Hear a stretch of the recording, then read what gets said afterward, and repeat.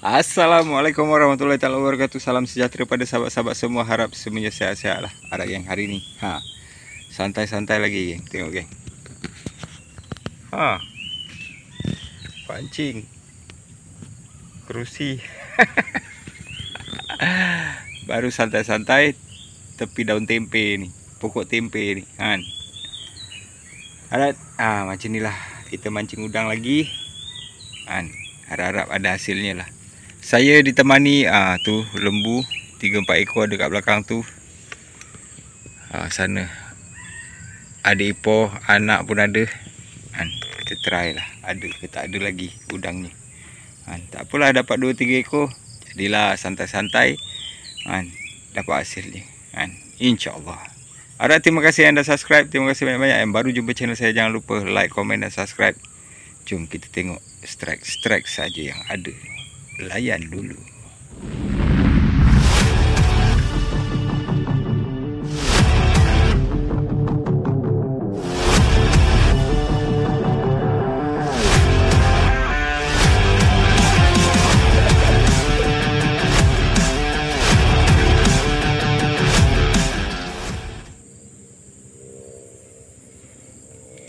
Okey geng, ni dia.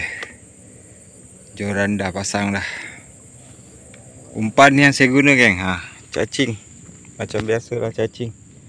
Cacing ni saya beli je dekat akuarium.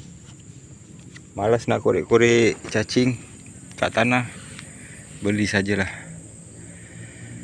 Okey, saya ditemani itulah dia. Anak yang baju hitam ada satu kepala tu. Tu adik ipar lah. Bertiga hari ni. Sebenarnya belum sampai tadi, sebelum buat intro dah ada strike geng. Dah ada strike seekor geng. Tu dia. Mana? Tu dia. Tu dia. Alhamdulillah sudah strike 1 ekor. Tu dia. Alhamdulillah. Okey, kita tunggu strike yang kedua pula. Harap-harap adalah yang sudi lagi.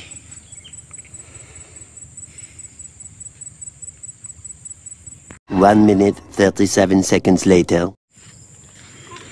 Okey geng, alhamdulillah strike lagi seekor geng. Tu dia. Tu dia. Itu dia. Alhamdulillah strike kedua. Alhamdulillah. A few moments later. Alhamdulillah geng, strike ketiga geng. Tu dia. Tu dia. Padu geng, padu. Strike ketiga. Alhamdulillah. Tak mengecewakan geng. Parit ni ada udangnya. Tidak mengecewakan.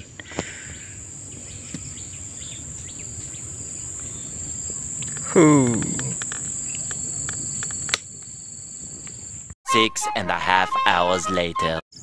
Alhamdulillah geng. Gorgon geng. Tu dia. Saiz padu geng. Strike keempat saiz padu. Gorgon geng. Yang tadi kecil-kecil, inilah apa yang paling besar geng. Mantap geng. Tu dia. Tu dia. Cepit kuning. Gorgon jenggo. Di sana masih menyepi lagi geng. Alhamdulillah. Tu dia geng. Ini baru betul-betul. Macam ni kalau semua kan syok sikit. Tu. Alhamdulillah. Strike keempat. Padu mantap. Itu dia. Itu dia. Itu dia.